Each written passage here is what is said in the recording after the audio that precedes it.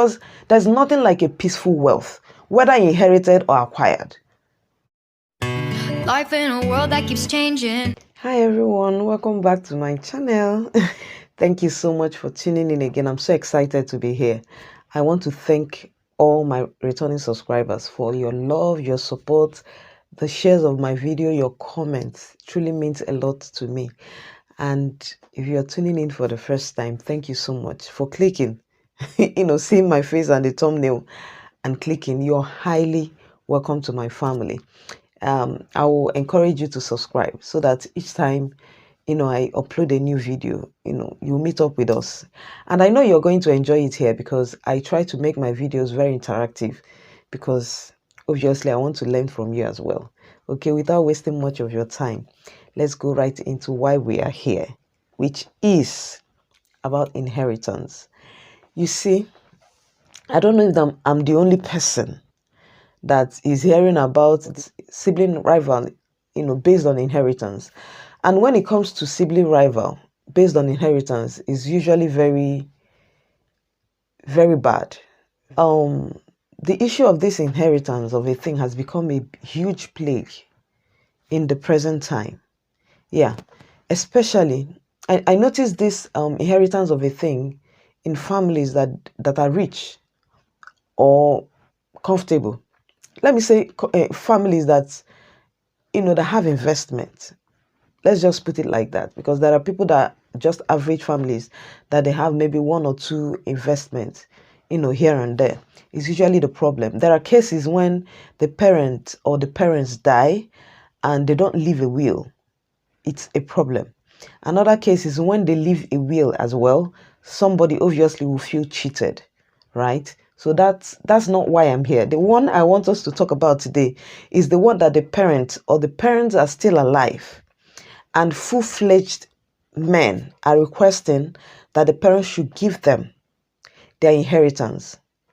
Probably because they are not meeting up with what where they're supposed to be, they are not there, and they need a kind of a backup, more or less. So I want to say this: when someone becomes a parent, your mindset is to give your children or your child the best, right? And one of the things parents do to achieve that's giving their children the best, is by investing for the future of those children. One of the reasons is to give them the present things that they need. The second one is to take care of them, their parents, now, while the child is out to fend for himself. That time you become an adult out to hustle. Let me use the word hustle. So your parents, because they have a sort of investment, giving them money, you will not be put under pressure, to bring any sort of money home until you're financially stable. Moral. So I feel at that point, if you have parents that are responsible enough, to invest and not give you that kind of pressure, I believe you have to be grateful.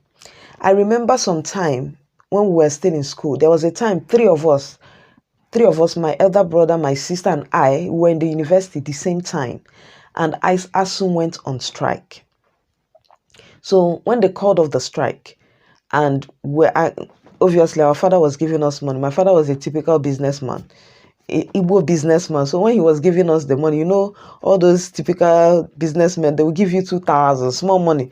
The length of the 1,000 will make you know that they are not adding any money on top of it. So the money he gave us, to all of us, it wasn't enough. That is the truth. So when we were complaining, he said, look at these children, that we are lucky that at this stage that we are, he was able to give us something because he has something that is getting him money at this stage. If not, if you are going back to school, he will tell us, a day what day. He doesn't have. Will you kill him?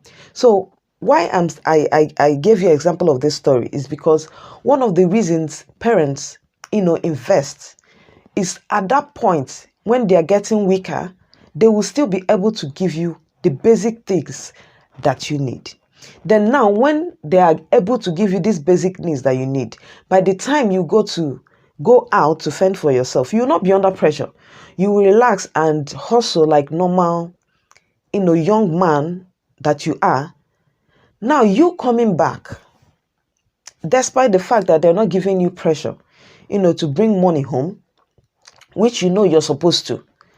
And now you want that little one that they are using to take care of themselves. You want to snatch it out from them.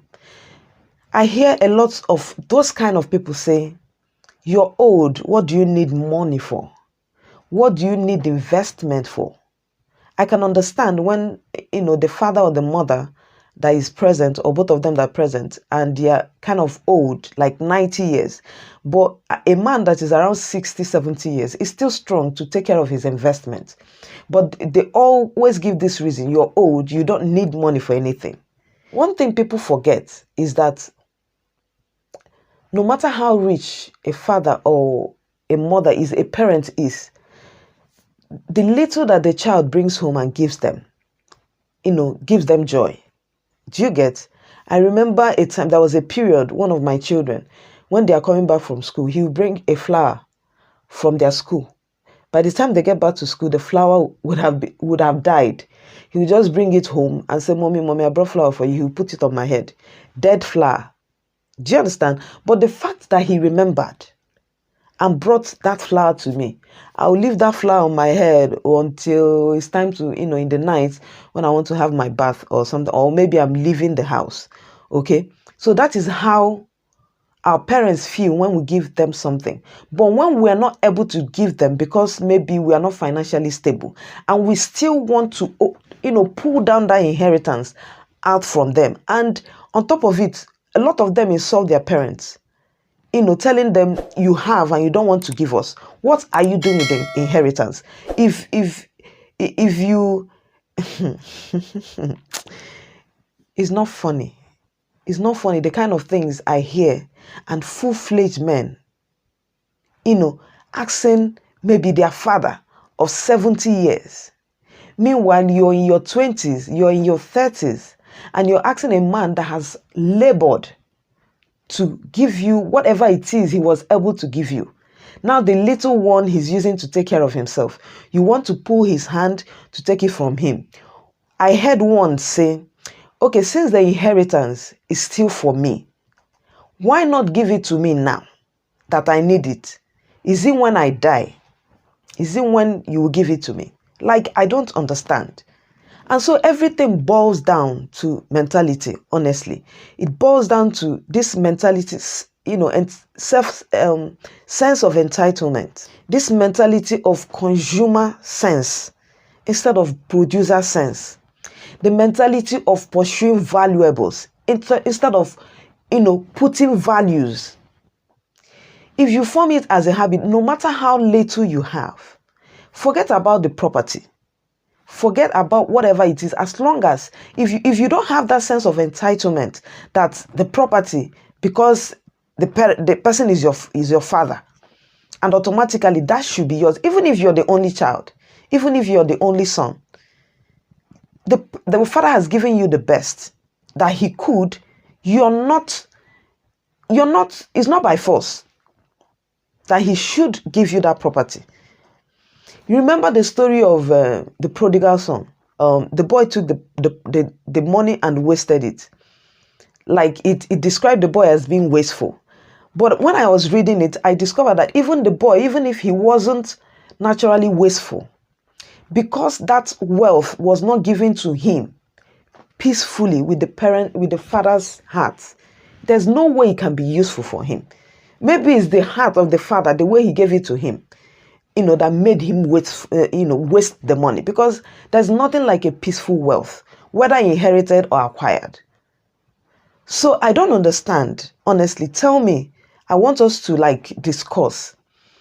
Is it not wrong for a full-fledged man, whether you're the only child or whether you're not the only child, to come back home and tell your father to give you your own portion of the inheritance while he's alive, even though you know that you're not adding any value to his life? Because if you add value to your father's life, he will know. He will know. If you add value, you have a sort of relationship with that your father. He will know that you're suffering, and he will to assist you in one way or the other, but trying to forcefully take the inheritance because you feel you're entitled to it because he's your father. And because you think he's old, he doesn't need money. You're the younger person, is the one that needs money. And this has cost, honestly. I'm bringing this thing up because I've seen it cause a lot of problem in families. Some people say, a part will say, leave the property for father. He can manage it or he needs it. And the other party will say that share the property. What are you doing with the property? You're old enough. You're too old to handle the property, or you're too old, something like that. So I came here to ask, let us interact. Is it right for a young man to ask for his own portion of the inheritance from the father or from the mother while the father is still alive? For me, I don't think it is even right, because if you have this mentality of putting value, you will strive to be better than your father. So whatever it is that your father eventually gives you, it will be an addition to the one that you have. You can, if you have this mentality of adding value, you will hustle. By the time you make more money, you might not have need for the little. You will start seeing that one that your father has as something that, why was I fighting for this in the first place? But it's because of our mentality, this consumer's mentality, this sense of entitlement. That's what I think. Let me know what you think. I want to know what you think in the comment section. I appreciate your comments, your likes, and I will see you very, very soon in my next one. Bye.